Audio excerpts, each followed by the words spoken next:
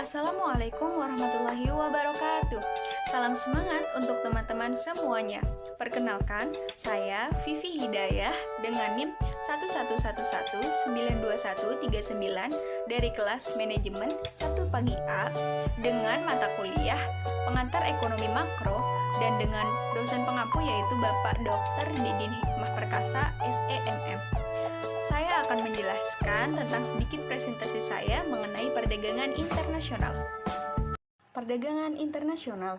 Pengertian perdagangan internasional adalah proses jual beli barang atau jasa yang terjadi antara satu negara dengan negara lainnya, di mana biasanya ada ekspor atau impor dari negara yang satu ke negara yang lainnya. Penyebab dari adanya perdagangan internasional sendiri yaitu ada 4 yang akan saya jelaskan. Nomor 1, adanya perbedaan faktor produksi. Dan yang kedua, adanya surplus atau shortage hasil produksi. Yang ketiga, ada perbedaan harga hasil produksi. Dan yang keempat, ada perbedaan selera. Kemudian, apa saja faktor pendorong perdagangan internasional? Yang pertama ada perbedaan sumber daya alam, di mana setiap negara memiliki sumber daya alam yang berbeda-beda, seperti Jepang. Jepang memproduksi barang elektronik sehingga mereka menyebabkan surplus elektronik. Sedangkan Indonesia yang kaya akan bahan pangannya, spesialisasi di bidang pertanian sehingga menyebabkan surplus bahan pangan. Kedua, ada perbedaan sumber daya manusia, di mana Indonesia memiliki banyak sekali tenaga kerja yang melimpah. Bahkan Indonesia termasuk dalam negara ketiga terbesar warga negaranya. Sehingga Indonesia banyak sekali mengekspor TKI-nya ke berbagai negara. Yang ketiga, ada perbedaan penguasaan teknologi. Jepang memiliki teknologi dalam memproduksi handphone, sementara untuk pertanian, Jepang masih mengimpor dari negara lain. Untuk faktor pendorong lainnya adanya perdagangan internasional, yaitu 1. Perbedaan biaya produksi. Yang kedua, perbedaan iklim dan kesuburan tanah. Yang ketiga, ada perbedaan selera. Dan yang keempat, ada perbedaan politik, sosial, dan budaya.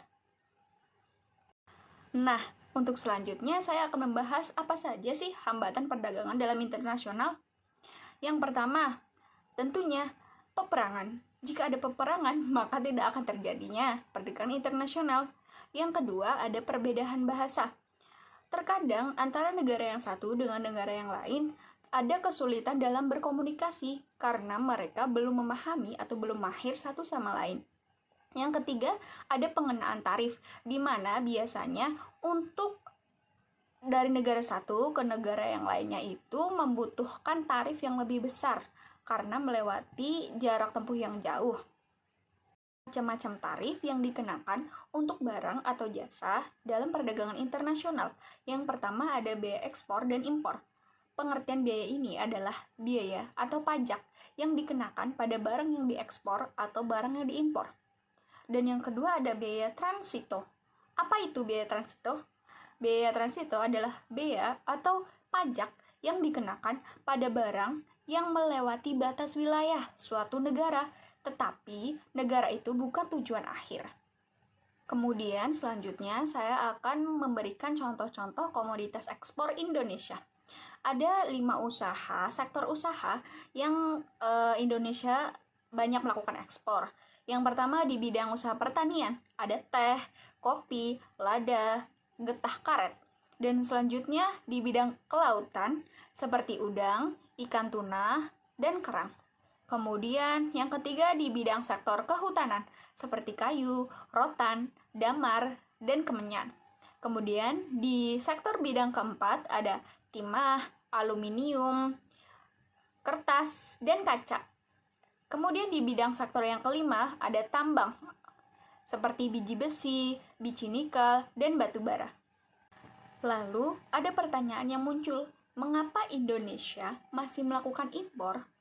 Jawabannya menurut saya ada 2. Untuk yang pertama, Indonesia sendiri belum mampu menghasilkan barang yang dibutuhkan tersebut.